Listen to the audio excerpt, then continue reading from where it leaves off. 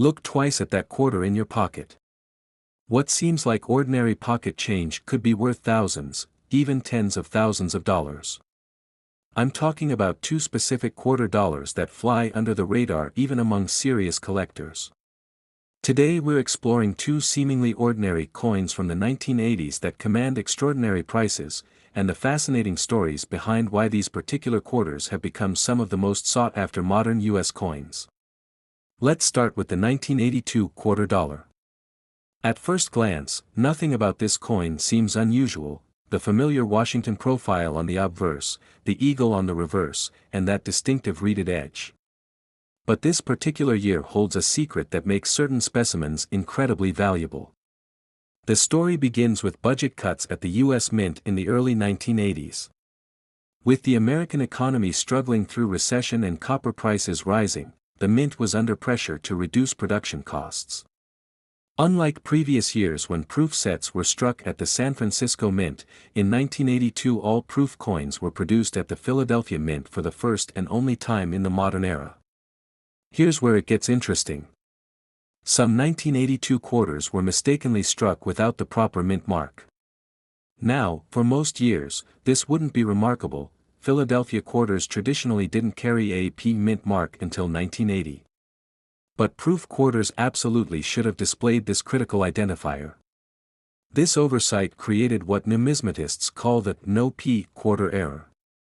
What makes identification challenging is that these error coins look nearly identical to regular circulation quarters at casual glance. You need to examine the area to the right of Washington's profile where the mint mark should appear. On the error coins, this space is completely blank. Additionally, genuine error specimens will have the mirror-like proof finish rather than the standard satin appearance of circulation strikes. The market value for these quarters is staggering. While a standard 1982 quarter is worth exactly 25 cents, a certified 1982 no-P proof quarter in pristine PR 67 condition has sold for over $7,500 at auction. Even specimens with minor imperfections can command $2,000 to $3,000 when properly authenticated. Condition plays a crucial role in valuation. Proof coins are evaluated on a scale from PR 60 to PR 70, with PR 70 representing absolute perfection. Each increment can mean thousands of dollars in value. A PR 65 might sell for $1,800, while a PR 68 could fetch $9,000 or more. Perhaps the most fascinating aspect of this error isn't just its rarity, it's that the mint doesn't officially acknowledge how many were produced. Estimates suggest fewer than 100 authentic examples exist, though some experts believe the number may be even smaller. Several were discovered by collectors who purchased proof sets directly from the mint, not realizing they contained a valuable error until years later. One particularly interesting specimen surfaced in 2015 when a retired schoolteacher from Ohio was sorting through her late husband's collection. The coin, which had been sitting in a drawer for decades, sold at auction for $5,875, a pleasant surprise for someone who had no idea she possessed such a valuable piece of American numismatic history. Now let's turn our attention to another quarter that might be hiding in your change jar, the 1988 quarter dollar. Unlike our previous coin, which was valuable due to a mint error, this quarter's story revolves around an incredible die variety that created one of the most dramatic double die errors in modern U.S. coinage. The 1988 quarter with double die obverse wasn't discovered until the early 1990s, years after it had entered circulation. This delay in discovery means many examples were likely spent or lost before collectors even knew to look for them. The error occurred during the die manufacturing process at the Philadelphia Mint when the die received multiple impressions from the hub at slightly different angles. What exactly should you look for? The doubling is most prominent in the word Liberty and in the date. Examine George Washington's profile with a magnifying glass. You'll notice distinct doubling along the hair details, particularly near the ribbon tie. The letters in God We Trust also show significant doubling, especially in God and Trust. This isn't just slight doubling, it's dramatic and visible even to the untrained eye once you know what you're looking for.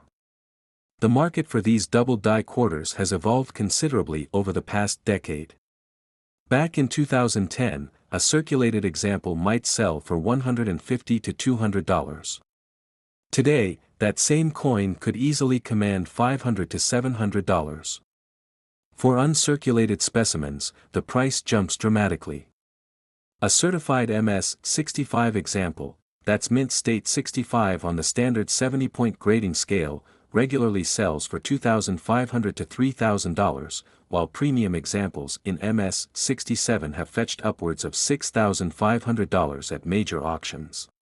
One of the most fascinating aspects of this coin is how its value varies dramatically based on the strength of the doubling. Numismatists have identified at least 3 different stages of the doubling, with early die state examples showing the strongest doubling commanding significant premiums. Late die state examples, where the doubling is less pronounced due to die wear, still carry value but may sell for 30 to 40% less than their early state counterparts. There's an intriguing story about the discovery of this variety. A postal worker in Minnesota named Thomas DeLory was sorting through his pocket change one evening in 1991 when he noticed something unusual about a 1988 quarter. As an amateur coin collector, he recognized the doubling pattern and sent it to Numismatic News for verification. His discovery sparked a nationwide search that continues to this day. The coin has another distinction that adds to its allure: it's one of the few double die errors to appear on modern clad coinage that approaches the fame and value of the legendary 1955 double die Lincoln cent. While not quite as valuable as that iconic penny, the 1988 double die quarter represents one of the last great, naked eye errors that can still be found in circulation. What's particularly remarkable is that even today, more than 3 decades after these quarters were minted, examples are still being discovered in everyday transactions. Just last year, a convenience store owner in Pennsylvania found one in his register and sold it for $875, not bad for a coin with a face value of 25 cents. This ongoing potential for discovery is what makes this coin so exciting to both seasoned numismatists and casual collectors alike. So there you have it, 2 quarters from the 1980s that could be worth thousands. The 1982 no-P-proof quarter, born from budget cuts and mint oversight, and the 1988 double die quarter, created by a manufacturing mishap that produced one of the most collectible modern coins in American numismatics. What makes these coins particularly compelling isn't just their value, it's that they represent opportunities that are still accessible to the average person. Unlike ancient gold or famed historical pieces locked away in museums and high-end collections, these coins potentially circulated alongside ordinary change not long ago. Some may still be sitting in coin jars, collections, or even cash registers across America, waiting to be discovered. Next time you're handling quarters, take a moment to check the date. If you see 1982 or 1988, it might be worth a closer look. That quick glance could be the difference between pocket change and a small fortune. Happy hunting, and I'll see you in the next exploration of America's hidden numismatic treasures.